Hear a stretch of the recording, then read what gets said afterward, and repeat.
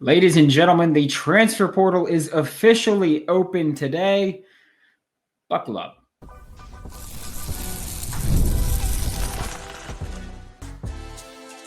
You are Locked On Gators, your daily podcast on the Florida Gators. Part of the Locked On Podcast Network, your team every day.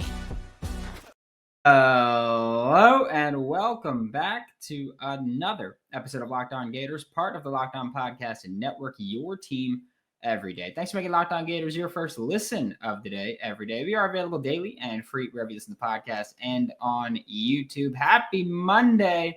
I am Brandon Olsen. Find me on Twitter at WNS_Brandon. Find all my written work at NewYorkGiantsNSI.com. You can start the season with a big return on FanDuel. Any new customers, place a $5 bet and you'll get started with $150 in bonus bets. If you win your first $5 bet, visit FanDuel.com to get started. And the transfer portal has opened today. We're just going to go out there and put another reminder out there that there are generally two good types of transfer portal additions, okay? The first one is a proven significant contributor at their last spot, okay? I don't care if they're coming from the MAC, the SWAC. I don't care if they're coming from D2. I don't care if they're coming from another SEC team. Generally, we say, hey, in theory, good portal take, okay? If they are a proven contributor, looking for a new spot, whatever the reason. I don't care the reason personally. Whatever it is, though, that's what we look for. Generally, proven contributor, proven significant contributor. Good portal ad. Or someone who just finished their true freshman season, basically.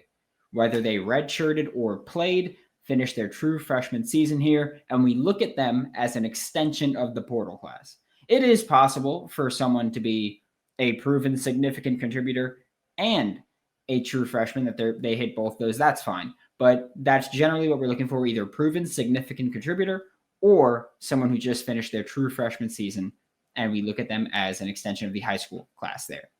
Okay? That's how I look at them, at least. And that's how we look at it here. Obviously, people will have other thoughts elsewhere. That's fine. That's how we look at it here at Locked On Gators, though. I think that when we look at wide receiver, that's going to be a pretty hefty priority for the Florida Gators this portal season. That's not something they've been shy about. The expectation is to take two. Again, it's not something that they've been shy about. Billy Napier has very openly loved going into the transfer portal to add receivers. He's done it with a pretty high hit rate as well. Ricky Pearsall was a portal receiver that came in, ended up being a first-round draft pick. Elijah Badger, portal receiver, came in, great season this year. Chim Dike, portal receiver that came in, great season this year. They've had a really high hit rate, and not just, they hit on these guys, but like they've almost all exceeded expectations when they've gotten to Gainesville. So Florida's done really well recruiting receivers out of the portal. Florida's done really well just bringing in guys that exceed expectations and can contribute in multiple ways. Both Ricky and Chim Dike both performed on special teams as well. Elijah Badger, I think, exceeded expectations on offense, or at least, again, expectations. I think he could have done more, but considering the quarterback situation for about half the season this year, I think you got a lot out of him. Personally, I would take two receivers that, if they're both bigger-bodied guys, I wouldn't mind that at all. I think that, you look at what Florida's recruited out of high school and what you have. You've got Tank Hawkins, you've got Trey Wilson, you've got Aiden Mizell, who is one of the bigger-bodied guys. But you look at what they did in high school to Vernell Brown III, right? Those kinds of guys. And I think you've got a lot of guys that will probably be long-term slot receivers on roster already. So I don't think you need to go into the portal and look at slot receivers. I think you need to go in the portal and look for bigger-bodied guys that can win jump balls and or make contested catches, because I don't need it to be a jump ball. If you run any route that's over the middle of the field and you can make the catch while having a DB or a linebacker on you, if they're playing zone, that's good with me. Like going up and being able to win contested catches is great. Being able to finish contested catches or catches through traffic, we'll call him, that's great as well.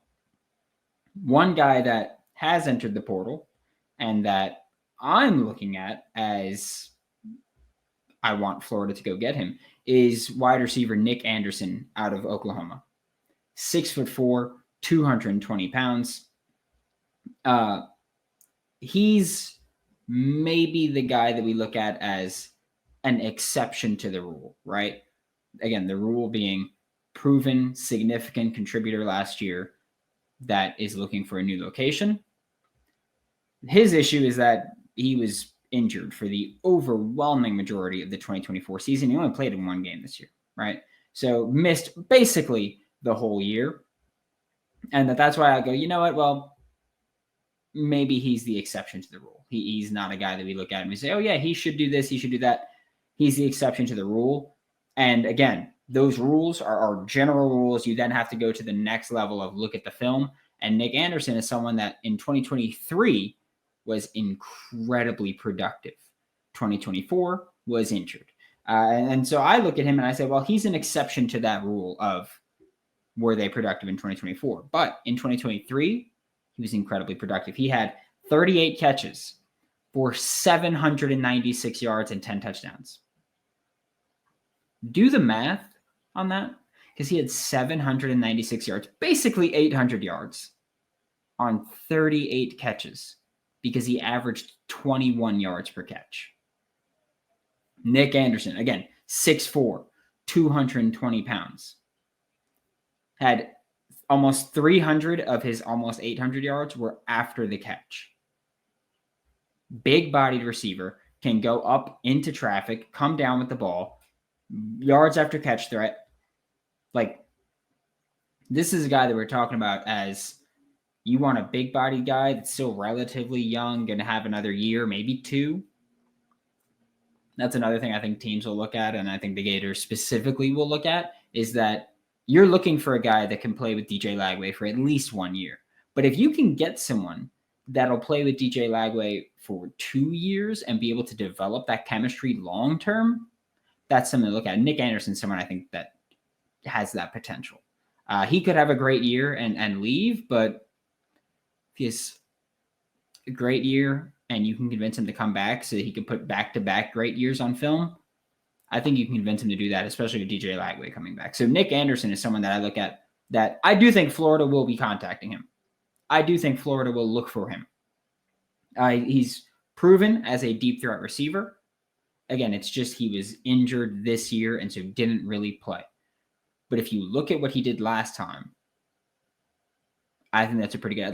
When people talk about CJ Daniels from LSU being in the portal, I look at him and I say, well, 2024 wasn't great for him. He was still somewhat productive, but it was a downswing from what he did at Liberty in 2023. But I think he was misused at LSU. So, but when I look at Nic Anderson, CJ Daniels, I'd kind of rather have Nic Anderson over CJ Daniels. I know CJ Daniels is someone that a lot of people like, sure. And I like him as well, but I'd kind of rather have Nic Anderson over him. And Nic Anderson is someone that I would look at and I'd say, hey, go get him. I don't think he should be your crown jewel of the receiver class in the portal, but I do think that Nic Anderson is someone to absolutely look at and say, hey, he's a guy that can play outside or would play outside. Again, he's 6'4", productive year.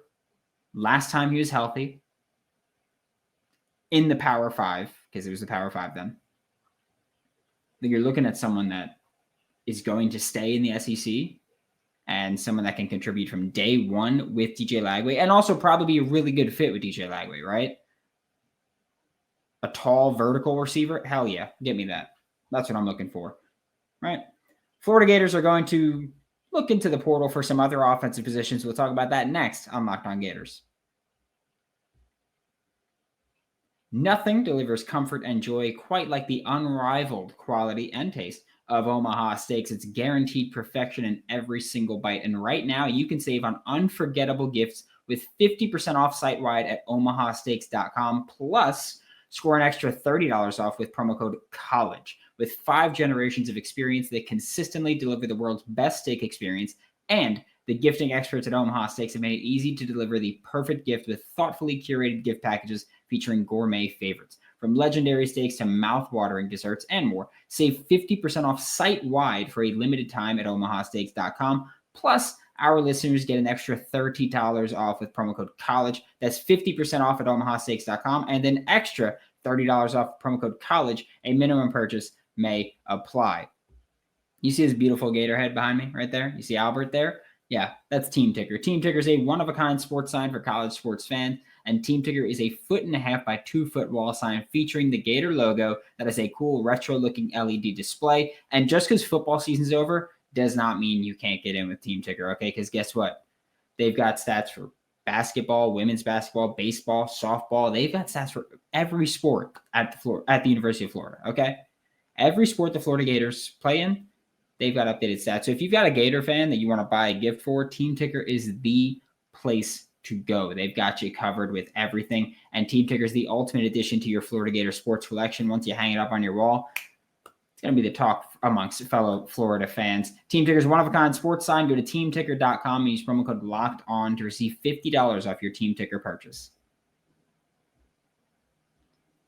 Thanks for making Locked On Gators your first listen of the day. Every day we are available daily and free wherever in the podcast and on YouTube. And the Florida Gators are going to go into the portal for other positions, right? I know that a lot of Florida Gators fans mention tight end as one of them. I don't think that's the case. Okay. I think that Florida really prefers getting high school, maybe like a Jaden Platt out of A&M if you're going to look at any tight ends, but I think Florida really prefers going with or prioritizing youth at the tight end position because, and Hayden Hansen has said this on the show multiple times before, Florida, they call tight end the figure it out position because you've got so many responsibilities and they can shift based on a defensive shift on the alignment, anything. And so it's really tough to learn and master tight end in this offense. That's why true freshmen never play. When people were talking about Amir Jackson all summer, I said, I don't think he's going to make a contribution this year. I really don't. And he didn't at all. It's the expectation there because you need to learn how to do so many things at tight end that I think they prioritize true freshmen. You're not going to go out there and find a senior ready to step in and contribute from day one. It's very rare. And in this offense, it's really rare. Like Caleb Rillos, they went into the transfer portal to get Caleb Rillos from Air Force because he had to redshirt in 2024. And so you got a senior guy with proven blocking ability that has to redshirt so he gets that year to learn the offense. That's the kind of thing that they would look for, right? That's a rare occurrence. Like it's not common where you're going to get a guy that has to redshirt that is proven. And that's why they got Caleb Rillos knowing, hey, you've got a year to learn the offense. That means in 2025, you'll be helping us gear up for a run there. But I do think that Florida will look at offensive tackle. You could argue it's the most important position in the portal that Florida needs to get. The reason we talked about receiver first is because I think you need 2 receivers. Offensive tackle, I think you need 1 because you're losing Brandon Crenshaw-Dixon, right? Who you got from San Diego State. He had a awesome year. Like his beginning of the year was rough, but he finished really great. I think that with tackle, you've got Caden Jones, Fletcher Westphal. You've got guys that are young and could become guys that maybe they're ready. Caden Jones just finished his 2nd year in Gainesville. Maybe he's ready to step up. He could be the guy. You're possibly losing Austin Barber, but I do think that they expect him to come back at this point. We'll exit interviews here today. We'll probably get some answers on Gators hopefully in the next few hours, but in the next coming days, we'll probably get some answers on Gators. But there are a lot of offensive tackles that have hit the portal, right? There's a lot of quality offensive tackles that have hit the portal. And I've spoken to multiple people involved with the Florida Gators and involved with other programs or not involved with any specific programs, but agents and whatnot. And I've spoken to multiple people that believe offensive line, specifically offensive tackle, is going to become one of those positions that coaches probably prefer to hit the portal for. Because offensive line is usually a position where you need at least 1 year of development coming out of high school to college.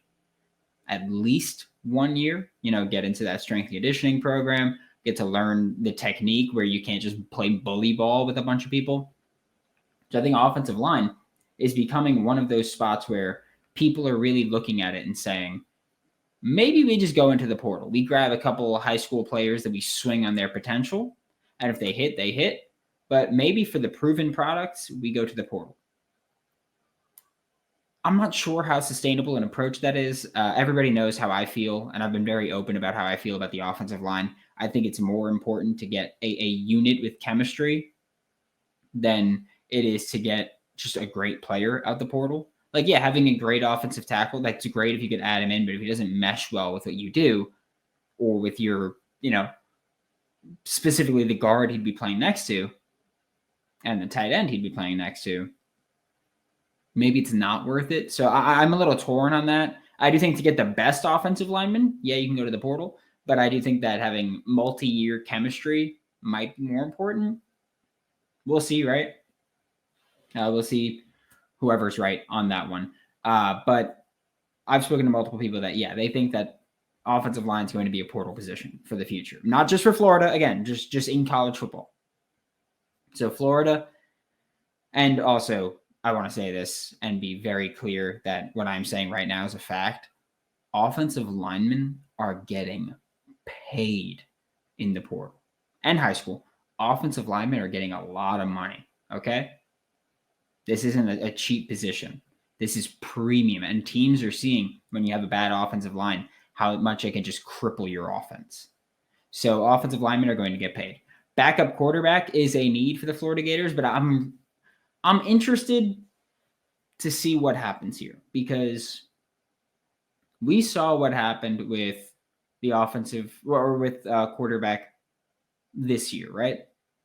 Florida had Graham Mertz and DJ Lagway as their top two, and everybody thought, oh, we're great right now.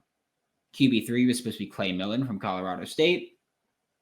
You were good. But what happened was Graham Mertz got hurt early on, missed the remainder of the season.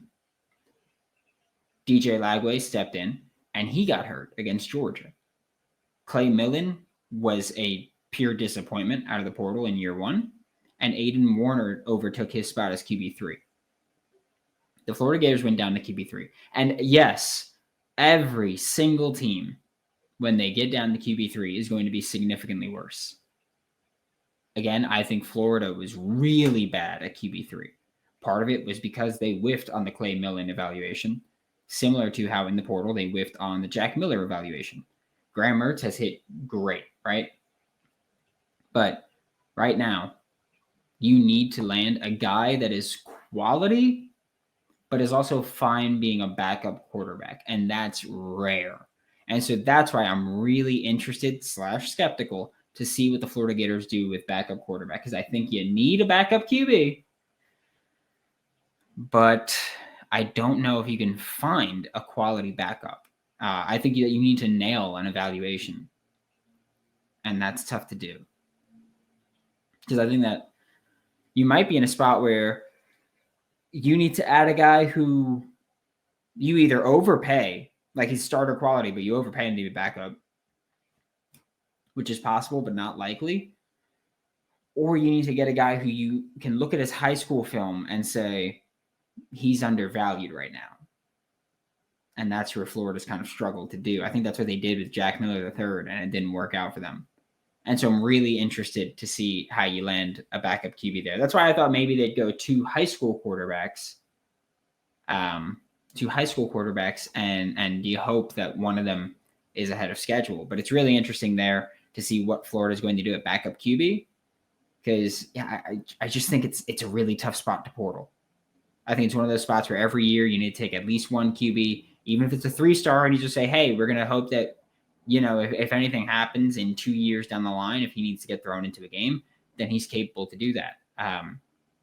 But right now, not a fun spot to need in the portal, a backup QB. That's maybe the worst thing to need in the portal, because I don't think you're going to find many that are actually quality. That's tough. Florida Gators need to look at the defensive side of the ball as well. They do. We'll talk about that next on Locked On Gators. Get ready to tackle the NFL action with FanDuel, America's #1 sportsbook. Right now, new customers can bet $5 and get $150 in bonus bets if you win. The FanDuel Sportsbook app gives you everything you need to place live bets on the NFL all in one place. So when you get a hunch in the middle of the game, you can check out the latest stats, view live play-by-play, and so much more on the same page where you place your bets. Just visit FanDuel.com to join today. You'll get started with $150 in bonus bets if you win your first $5 bet. That's FanDuel.com. Never waste a hunch and make every moment more with FanDuel, an official sportsbook partner of the NFL. Thanks for making Locked On Gators your first listen of the day every day. We are available daily and free wherever it's in the podcast and on YouTube. And the Florida Gators will be looking for some defensive pieces in the transfer portal. Linebacker, I think you're good at. I think you're pretty good there. Nailed a portal edition in Pup Howard there last year. Have done really well recruiting. You got 2 immediate contributors in the 2024 class at linebacker, and that is incredibly rare. But you will be looking into the portal for defensive pieces. I think one defensive spot, and maybe the priority, is DB. And I say DB because I think they will look at corners after not getting Onis Konanbani to sign during the early signing period. So I think that they might look at corner there. And if you can land a portal corner, I think you might back off of Onis Konanbani. I think that might be a spot. However, I think that the priority there is that they're going to be looking for a versatile, experienced DB, right? Someone who maybe can play both safety spots, in a pinch can play corner. I think that they're going to be looking for someone who can contribute similarly to Triquez Bridges this year, but on a smaller scale. I don't think that they're looking for someone that, Triquez was your best DB this year. You can argue Jason Marshall, but he played half the year. But Triquez is maybe your best DB this entire season. I don't think you're going to find that, and that also certainly wasn't the expectation. But I think that this defensive back room is young, filled with a ton of potential, and Will Harris seems to be really legit as the DB coach. So I think that you look for someone who you could say, hey, he's going to play safety for us. He'll play star a little bit. He might play corner if we need it. But someone who could play multiple spots, which also, again, we'll see what happens with the defensive coaching staff, if there's any scheme changes or anything like that. But I think that realistically, you're going to look for someone who can play in this defensive system, because I don't think you want to change that too much. So then you look for someone who could play in that role, which maybe you look at an Oregon transfer, a Georgia transfer, very modern defenses. Maybe look for that and try to find that. I think on the interior defensive line, you're going to at least look. I'm not saying that you need to add someone, but I do think that they are probably going to look for a nose tackle to replace Cam Jackson, because Cam Jackson is out of eligibility. Cam Jackson is gone. And I do think that you're going to look for maybe a more impactful nose tackle right now. Just something that I think Florida is going to look for. And I think that you can get that from the portal. That's another thing. I do think that it's very possible to get an impacted defensive tackle from the portal. I'd look right at Keyshawn Silver from Kentucky. Big dude, talented dude, great football player, looking for one more year before he goes to the NFL. He's someone I would look at. If you're looking for someone to replace Cam, that's who it would be. It'd be Keyshawn Silver from Kentucky. At least in my opinion, that's who I would do. Again, I'm not saying that this is what Florida's looking at. That's what I would do. And then if Caleb Banks does go to the NFL, which is a possibility, I think that you need to find a 3-tech that can rush the passer, because I don't think Florida's got really anybody proven there. I don't think that they've done a great job of recruiting 3-techs that can contribute. Jeremiah McLeod is one that I do think will wind up being a pretty damn good 3-tech. But I don't want to rely on a true freshman playing there right away. So that's where I'm at. DeAndre Robinson maybe could be a guy there, but again, I don't want to bank on the youth. I don't want to bank on the youth, but I do think that if Caleb Banks leaves, you might need to go looking for a 3-tech, which hopefully you can convince him. If he's even interested in coming back for another year, like if he thinks, hey, if I come back for one more year and I play for an entire season, how I played at the end of this season, I'm going to be a first-round pick. I think you convince him to do that. And I talked about this on Friday with some blank check players. I think Caleb Banks might be a blank check player. if he's willing to come back, might be a blank check kind of guy. And then at edge, I think that Florida's in a interesting spot at the edge room right now, where specifically at Jack, where they have guys that can stop the run and guys that have a lot of power. But I would look into the portal and see if you can get anybody that could play Jack that is more of a twitchy guy. Like, I don't need you to be small, but someone who's a little twitched up, generates pressure somewhat consistently off the edge. Because right now, Florida has an interesting spot where their best pass rusher is an interior defensive lineman.